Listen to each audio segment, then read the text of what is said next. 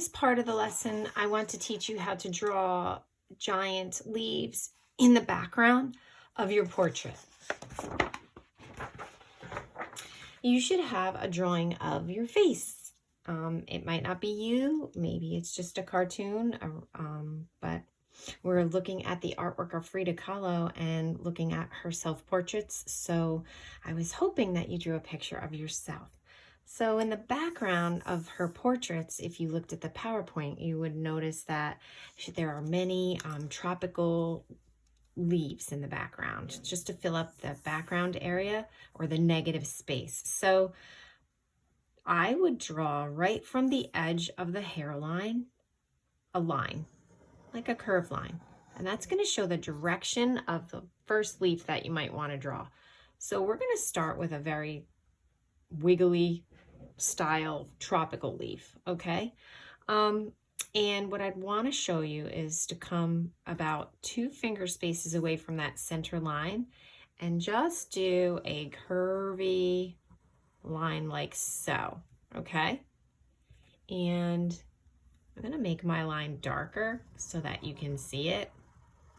So here's my center line, and it's not really straight, it's a curve.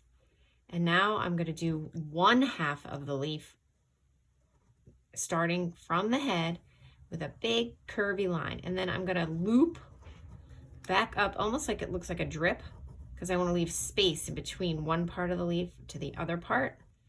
And now I'm going to come in with another curvy line. And you could try this. If it's too hard, you could just do regular leaves that you see outside. It's fine. I just wanted to try something to see if you wanted to try drawing something that looks more tropical, okay? So I always ask you to try it, but if you don't like it, if you're struggling with it, you could just draw your own leaves. That's perfectly fine. And now I'm drawing another curvy line, and it goes right off the paper, okay? Kind of looks like it's coming out from her hair. And now I'm going to draw the other side of the leaf, and I'm going to come over here, and I'm going to start with a curvy line. Try to mimic that one. Looks a little like an oak leaf, but then it changes in the middle. The shape gets a little bigger. And I come back in, so it's like I go out, I go in, I go back out, in, and then I just go right off the page. And then this is the main vein that attaches to the stem of the leaf, and then there are some lines that come off of it. Those are more veins. That's how the leaf gets all of its nutrients, right? So we want to draw those details in. Now I'm going to draw another leaf. I'm going to just draw a regular leaf, and it's going to come down from here. I start always with my center line. So now I'm going to go this way, and I'm just going to draw a curved line this way and a curved line that comes in like so. And then I'm going to draw some curved lines for veins, more veins coming off the main vein. And then I'll come to the top of the head over here, and I'll do another leaf. I'm going to try another tropical leaf, but if you just want to make regular leaves, you certainly can. And this just starts to fill in our negative space and make the background look more interesting. Okay, so maybe Frida was just trying to figure out, you know, the things that she loved in a self-portrait. You're showing what you love about nature. She's showing you what she loves about nature. It might not be nature for you, but you might want to show things in the background. When you do another self-portrait that's not about nature, you might want to show some of the toys that you like to play with. But for us, we're doing a nature scene for our self-portrait, and we're trying to follow the style of Frida Kahlo without copying her artwork exactly.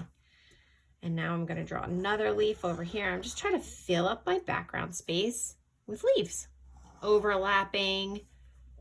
You can only see part of the leaf in some sections because now you're running out of room, and that's fine. You might not see a whole entire leaf anymore as you start layering shape next to shape and make it look like shapes are underneath, okay?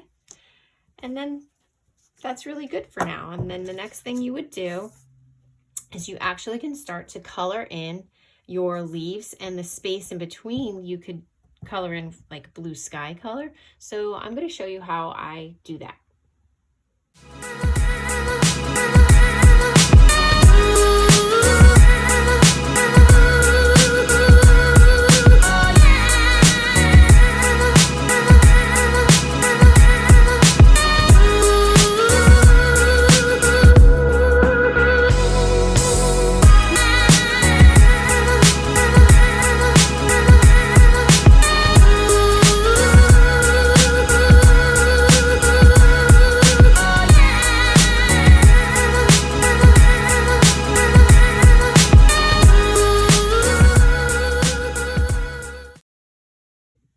So at this point, you could either just color in the background with more green, so it looks like there are just more leaves back there, but you also might want to just take blue and fill in the negative space with some blue, and that would represent the sky in the background, okay? So you could do that. So either way, you could, or you could just do sky over here and more green in this area. So the first thing that we usually always color in or paint in is our background. So at this point, we want to start to add color to the background before we get to the portrait. So either way, blue sky or green in between, it's fine with me. Whatever you decide you want to do.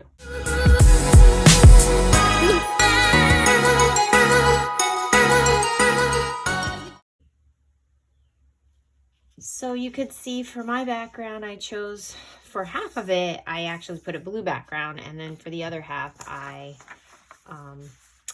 just used green to show that maybe there's more leaves behind the leaves that I just sketched in. But they're kind of off in the distance. You don't really see them in detail, and they would be more fuzzy and out of focus. So now what you can do is you can color in your hair, and you can color in your skin. Find some crayons that you might need to mix and blend to find your skin tone, okay? And you can color in your shirt. And for your lips, you might want to use a darker color on the top and a little bit of a lighter color on the bottom. Okay, you might want to mix those colors with more of a peachy skin tone. So as you can see, I'm mixing and blending to try to get colors that I like. For your hair, it's a little easier. You could just pick the color of your hair and color it in really neatly. For your eyes, I have green eyes. So what I would do for my eyes is I would use the lighter green first. And then I could come in, if you want to, and create a little shading by putting some of the dark green in. And it's only if you want to. And if you can use colored pencil in the smaller areas, you certainly can. My hair is brown, and I have brown eyebrows, so I would color those in, okay? So you're just gonna start to, my hair is a combination of like blonde and brown.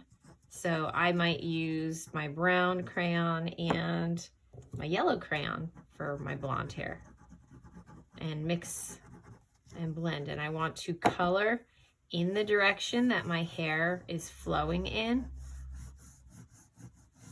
to create more contour lines. So I would definitely start out light, and then you can always press a little harder if your hair is darker. But you don't want to press too dark too fast or too hard too fast, because if you need to change anything, or if you feel like you make a mistake, or if you colored your ear brown because you thought it was part of your hair, if you color lightly, you can erase it. Just once you press really hard, and I can start pressing harder now to create lines in my hair for the direction that my hair is laying on my head and growing in. I can press a little harder and lighter for where my hair is lighter, and just keep going. And you definitely want to color your skin in too. So don't forget about that. You don't want to stay the white of the paper. Okay. And then you can color your shirt in, and then once you're done with that, you can cut out your animals and you can glue them onto your project, and you should be done soon. Okay, so that's it for your background, and then you can start coloring in your project. And just make sure when you're coloring in your face, you're working really, really neatly, okay? And you can mix and blend colors for your lips to try to capture the color that are close to the color that they might be, okay?